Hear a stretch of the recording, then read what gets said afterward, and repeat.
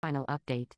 I told my husband to stop grabbing me every time I walked by. Just once, I asked to be treated like a person instead of a fantasy. That was 6 months ago. Since then, he hasn't kissed me, touched me, or even looked at me like he used to. And now he says he's leaving. Because I ruined how he loved me. Accused him of being unforgiving and inflexible. I told him he was throwing away something good because his ego was bruised by one conversation. I even threatened to tell everyone that he was leaving me for a younger woman, which made him laugh in a way that wasn't amused at all. Go ahead, he said. Tell them whatever version of events makes you feel better. The people who actually matter will figure out the truth eventually. That response scared me more than anything else because it meant he truly didn't care about my opinion or my version of what had happened. Within a month, Robert had filed for divorce. He moved out of our house and into a small apartment downtown, taking only his personal belongings and leaving me with everything else. The divorce proceedings were swift and relatively painless since we didn't have kids and our finances were pretty straightforward. Robert didn't fight me on anything. He just wanted out as quickly and cleanly as possible. During this entire process, I kept expecting him to change his mind, to realize he was making a huge mistake and come back to try to work things out.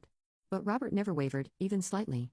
If anything, he seemed more relaxed and happier as the divorce progressed, like a massive weight was being lifted off his shoulders with each signed document. My friends and family were sympathetic but confused about the whole situation. They'd always liked Robert and thought we were happy together. When I tried to explain that he'd left because I asked him to stop sexualizing me, they looked at me like I was speaking a completely foreign language. The real devastating blow came about 4 months after Robert moved out. I was at the grocery store when I saw him in the produce section with a woman I didn't recognize. She was maybe 26 or 27, pretty in this natural, effortless way, and clearly completely comfortable with Robert in a way that made my stomach turn. I watched from behind a display of apples as Robert put his arm around her waist, and she leaned into him, both of them laughing about something on his phone screen. What absolutely destroyed me wasn't just seeing Robert with someone new. It was seeing how genuinely happy and relaxed he looked. This was the Robert the first fallen in love with 7 years ago, the one who was funny and charming and full of life.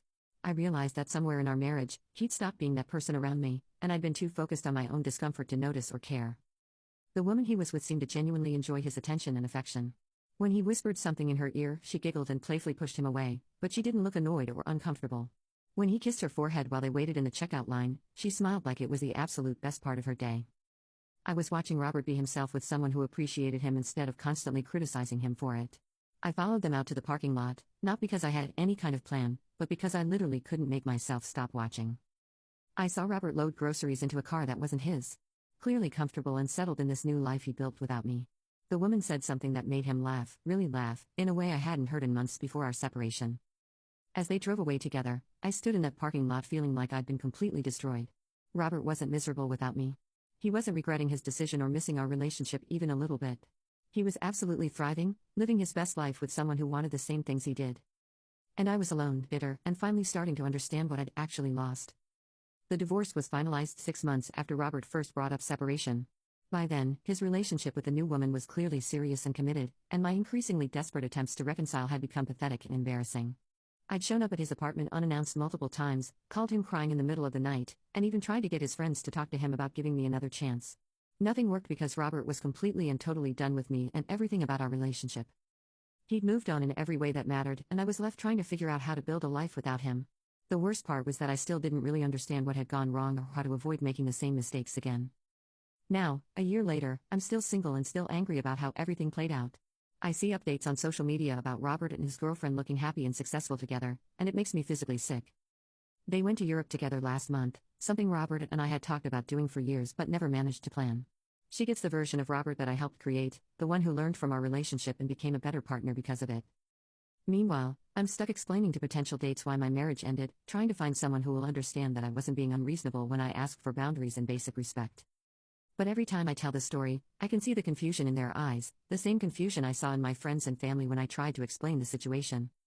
I know Robert is probably telling people that I was impossible to please, that nothing he did was ever good enough, that I made him feel unwanted and unappreciated in his own marriage. But that's not the complete story. He's conveniently leaving out the part where he objectified me, made me feel uncomfortable in my own home. He's forgetting that I asked for respect and he chose to interpret that as total rejection. Robert got to walk away from our marriage and start fresh with all the lessons I taught him about what women really want and need from a relationship. But I'm the one who's truly free now, free from a relationship where I was constantly made to feel uncomfortable and objectified by someone who was supposed to love and protect me. That's what I keep telling myself, anyway. And most days, I almost believe it's actually true.